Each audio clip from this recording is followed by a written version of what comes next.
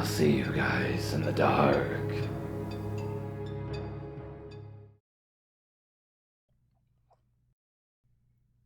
So I'm a 23-year-old female. I live in a townhome with my 2 children, 2 and 6-month-old. My fiancé did live with us until about 2 weeks ago, when I caught him trying to screw another woman and made him move out. That's important to this story. I'm a stay-at-home mom, and when he did live with us, my ex worked evenings. Let me set the scene. We live in a tiny town in northern Pennsylvania. My line of townhomes sit in front of a big field that runs to a line of woods.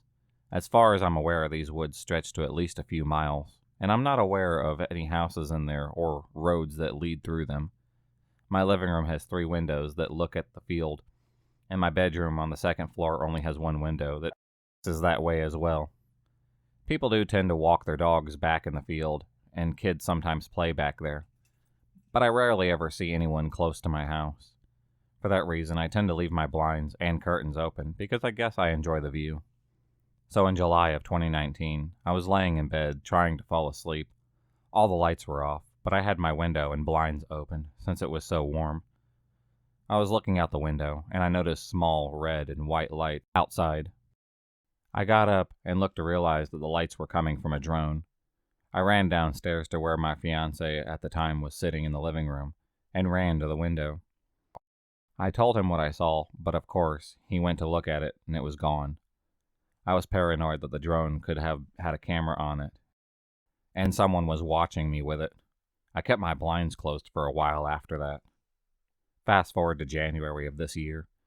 I guess I stupidly got comfortable and assumed that whatever it was flying the drone was one-time creep. My blinds were open, and I had just gotten out of the shower. I was sitting on my bed pretty much naked, except for the underwear. Scrolling on my phone when out of the corner of my eye, I saw lights again out of the dark window. It was that damn drone again. I ran out of the room and waited for a few moments. I peeked back into the room, and it was gone. I quickly shut the blinds and got dressed. Honestly, I felt sick at how stupid I was to leave the window open again, especially when I was practically naked. Now for the really disturbing part. My 2-year-old son and I were out in the field 2 weeks ago. 3 days after I kicked out my boyfriend, we were playing ball. I had my 6-month-old strapped to me in a baby carrier. Probably about a half an hour after we had been out there, I heard a slight whirring noise coming towards us. I looked up and saw that damn drone flying towards us. I looked around and didn't see anyone. It stopped right over us. I freaked out, grabbed my son, and dragged him into the house, looking back at the tree line every so often as we went. I knew they had to be hiding in there somewhere. I went inside, closed the blinds, and called my mom. I told her about the situation. She told me to just keep an eye out. I said that I would. My son likes to line his toys up along the windowsill, so I figured it wouldn't hurt to open them just an inch or so. A little while later, after we ate dinner, it was almost dark. I was feeding my 6-month-old, and my son was playing. He was standing over by the window, lining up his toys. He started saying, "Dada, Dada." I assumed he was just missing his father, and dismissed him by saying he was going to see him that weekend. He kept saying, "Dada." I looked up and saw him pointing at the window. Under the little gap, the blinds didn't cover. I froze. I remembered that he called any man with facial hair Dada because it reminds him of his father. But there was no way someone would be bold enough to actually come up to the window. But when my neighbors are literally right there, anyone could see them. But there weren't any lights back there. So unless someone actually stepped out of their house, I guess nobody could see them. Maybe it was my ex, but he would be at work at this time. I ran to the window and moved my son. I didn't want to lift the blinds. But honestly, I was sure it had to be the person who had been creeping on me for the past year, and I wanted to see who it was. I pushed the blinds up and was looking at a man who I definitely had never seen before, crouching in front of me. He was bald with a mustache and a goatee. I had no idea how old he was. He could have been anywhere from 30 to 50. When he saw me, he smiled and stood up. I yelled and told him to fuck off, and that I was calling the cops. He just stood there, smiling at me like some freak. I was about to close the blinds again when he said something I couldn't hear. I told him to leave again, and he said louder this time, "I just want to talk to you." I shook my head no. and yelled the same thing to him. He started slapping his hands on the window, yelling, "No, no," over and over again. I grabbed my phone, scared he was going to try to break in. I dialed 911. My kids were crying from the yelling, and I fell on the verge of tears. I told the operator what was going on. The whole time I was on the phone, the man was pounding on the window, screaming, "Now!" He was yelling all kinds of nonsense, and I only caught some of it. He said he's been watching me for months. I'm beautiful. He wants to come in with me. He'll kill my children if I don't. The operator told me to go into the upstairs room and hide until the police arrive. My town doesn't have a police department, so we rely on the state's police. She said it would be about 20 minutes, but to stay on the phone with her. The man was practically punching my window now, and was just screaming like a maniac. I was about to grab my kids and run upstairs when I heard someone else screaming. The man bolted. I looked out the window and saw my neighbor and his girlfriend. I opened the window, and my neighbor said that he heard the man, so he ran around the building. He said when the guy heard him, he ran back into the woods and disappeared into the tree line. They said they also called the police. I thanked them 100 times. The police arrived 10 minutes later. They did a quick search around the buildings and in the trees, but obviously didn't find anything. I've been super paranoid since then and stayed at my parents' a few nights after this happened. I don't know why that guy targeted me or why he waited so long to do something. I'm just happy my neighbors were there to intervene, or who knows what could have happened. So to the creep who had been stalking me and my family for the last year, I genuinely hope that we never meet again and that you get caught doing what you have done. And I will also be able to get a fence, but I'm looking into getting cameras as well. My neighbors on both sides of me agree to keep a lookout, and I've let our maintenance guy know about the situation as well. He lives a few houses down and gave me his number in case I need him. I'm not armed and not comfortable enough with guns on my own. I'm not able to get trained with the quarantine right now, but the maintenance man carries and said that he would be on high alert for me for when I'm ready.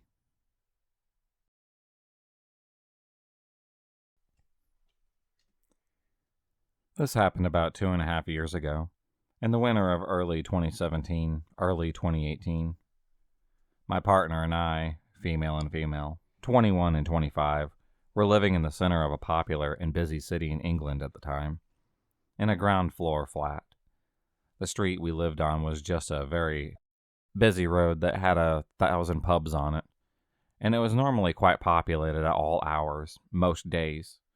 The flat we lived in was one of 7 in that old, converted bakery. There was a very large locked wooden gate with a buzzer, and the flats were all in a courtyard beyond the gate. We shared the flat with my mom. Our bedroom windows would both face directly into the street, where people would walk past on the pavement. On this given night, it must have been around 2 a.m., my girlfriend and I were lying on the bed watching films on my laptop. My bedroom was a tiny shoebox-sized room with a bed and wardrobe, and about 5 square feet of extra floor space. Very tiny. My window was right next to the bed, and faced out onto the street. As we were lying on my bed, someone knocked on my window. That wasn't unusual, as I had quite a few friends that lived and worked near my flat, so we didn't think much of it. We continued watching our film and settled down. About half an hour to 45 minutes later, there was a massive bang on my window. That sounded like someone slammed their fist against it and then ran off. We were a bit startled and decided to go take a look outside, as it was eventually not one of the friends at this point. We went into the courtyard and opened the main gate. Couldn't see anyone on the street at all. It was freezing and snowing, but still unusually quiet. We stood there for about 5 minutes and just looked around. I noticed a man on the other side of the street wearing a mid-length trench coat and heavy boots, but as my eyesight is awful and I never wear my glasses, I didn't see any discerning features. He was on the opposite side of the street and was walking along the street from the main road, from left to right, up towards our flat. Got a bit of a strange vibe from him, and pointed him out to my girlfriend. Both just stood and watched for a few minutes, and as he passes, he didn't turn to look at us, or anything. After less than a minute, I looked on to my right, and saw that same guy had now crossed over to our side of the street, and was walking towards us. My girlfriend and I watched for about a minute, and then proceeded to panic. and shut ourselves behind the gate. Instead of going back into our flat, we crouched down out of sight so that we could watch through the gap under the gate to see if he passed by. The thing I remember the most vividly is the sound of his boots creaking on the snow, and watching him come to a dead stop directly outside of the gate. My girlfriend and I were both now suitably shitting ourselves, and we quietly hurried back inside. Our flat had an open-plan kitchen and living room, with a door that led into the straight hallway. My bedroom was right at the end of the hallway, and my mom's was off to the right. All of the lights were off, and I poked my head into the hall, as I had a clear line of sight into the bedroom from there. When I looked, I could see the silhouette of this man pacing up and down slowly outside my bedroom window. My mom had slept soundly through all of this, but I decided to go in and wake her up to let her know what was going on. She just brushed it off until I told her to look outside, and then she saw the man now pacing back and forth outside her window and mine.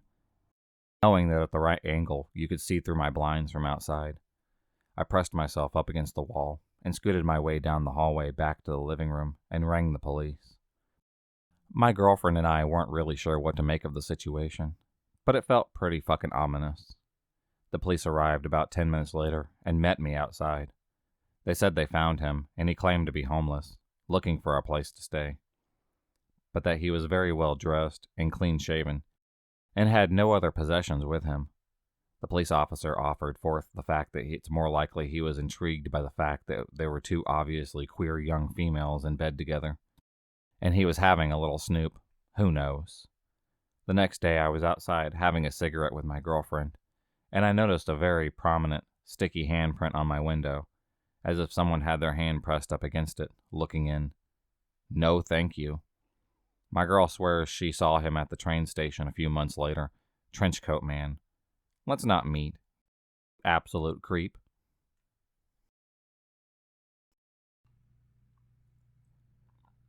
This happened a few months ago in the summer, when I had just moved to a new house. There is a community pool just down the road, and the day after we moved in, I went there with some of my friends. But after an hour or so, I decided to go home because it was just too hot. As I walked out of the pool's parking lot, a car also pulled out of it and stopped right next to me. The driver shouted something out to me, but I couldn't hear what he said.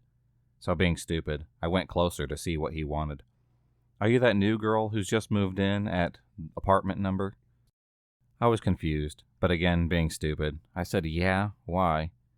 He told me that he had just dropped his girlfriend's kids off at the pool and was just on his way home when he saw me. He offered to give me a lift home. He might have been one of my neighbors, but he was a stranger in the car. I've never met him before, and there was no way I was getting in, even if there was aircon. I told him thanks, but I'm okay, and kept on walking. He then said something that I still think is bizarre, and I don't know if it was a tactic of some sort, but he asked me if I at least wanted some candy. I was tired and hot, and it was the most stranger danger cliche I had ever heard in my life, so I told him, "I'm 17, and I don't want your candy." As soon as I said this, he apologized and told me, "Oh, I thought you were the younger one," and finally drove away. Now this immediately put me on edge, because I took that comment to mean that he was probably talking to me because he thought I was younger, which made my skin crawl a lot. I also don't know who he was talking about because I have a twin and younger sister, and even though I'm 17, I look way younger. I told my stepdad about what happened, but he just played it off as me being paranoid. But I made sure that I told both my sisters, and they also thought that it was creepy as hell. I didn't even want to pose this because I feel like there might be an innocent explanation to it, and that I am just being paranoid. But I really don't know. I feel like maybe he had bad intentions after all.